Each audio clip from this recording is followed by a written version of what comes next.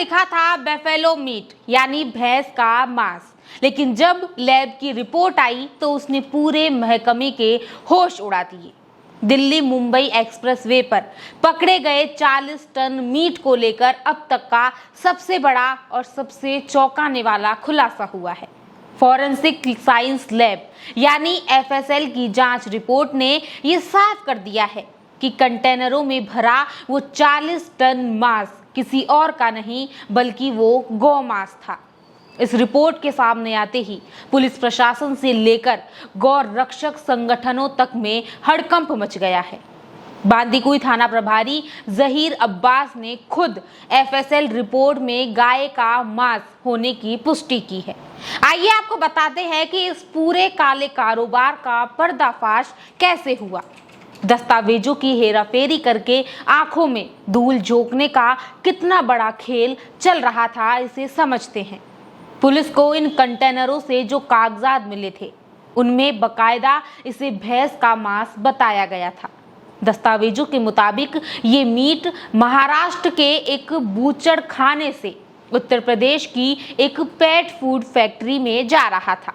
मांस के जितने भी पैकेट जब्त किए उन सब पर बड़े बड़े अक्षरों में बेफेलो मीट प्रिंट था, लेकिन मौके पर मौजूद गौ सेवकों को उसी वक्त शक हो गया था कि इस झूठ के पीछे की हकीकत कुछ और ही है और पुलिस ने तुरंत सैंपल लिए और जांच के लिए एफएसएल भेज दिया और आज उस जांच ने इस बड़े झूठ को बेनकाब कर दिया है।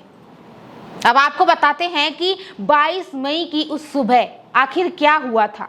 गोरक्षक सुरेश पुजारी के मुताबिक 22 मई की अल सुबह करीब 4 बजे सूचना मिली कि महाराष्ट्र से उत्तर प्रदेश के मेरठ की तरफ भारी मात्रा में संदिग्ध मीट लाया जा रहा है।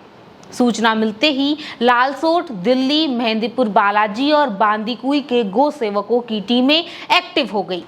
एक्सप्रेसवे पर कई किलोमीटर तक इन कंटेनरों का पीछा किया गया और जैसे ही ड्राइवरों को भनक लगी कि वो घिर चुके हैं तो वो बांदीकुई थाना क्षेत्र के नंदेरा गांव के पास हाईवे पर ही दोनों कंटेनरों की लावारिस छोड़कर वो वहां से फरार हो गए। उन्होंने अंधेरे का फायदा उठाया और वहां से फरार हो जाते हैं।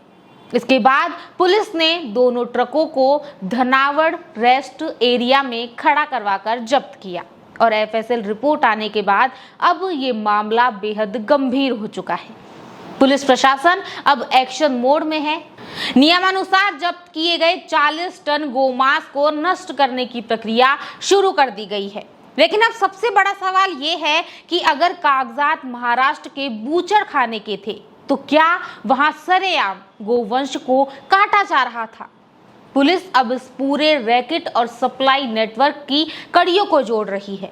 पुलिस की टीमें फरार ड्राइवरों और इस काले कारोबार के मास्टरमाइंड की तलाश में भी लगातार दबिश कर रही है और संबंधित संगीन धाराओं में मामला दर्ज करके ये पूरी आगे की कानूनी जो कार्रवाई है वो तेज कर दी गई है। लेकिन इस खुलासे ने कई बड़े सवाल खड़े कर दिए हैं कि आखिर बेफेलो मीट के नाम पर गौमांस की इतनी बड़ी खेप राज्यों की सरहदें पार करके उत्तर प्रदेश तक कैसे पहुंचने वाली थी। इस खेल में और कौन कौन से बड़े नाम शामिल है। पुलिस की जांच जैसे जैसे आगे बढ़ेगी कई और चेहरे बेनकाब होने लगेंगे। तो आप क्या कहेंगे इस खबर के लिए? आप अपनी राय कमेंट करके बता सकते हैं और ऐसे ही अपडेट्स के लिए बने रहिए आपके अपने चैनल द खटक के साथ।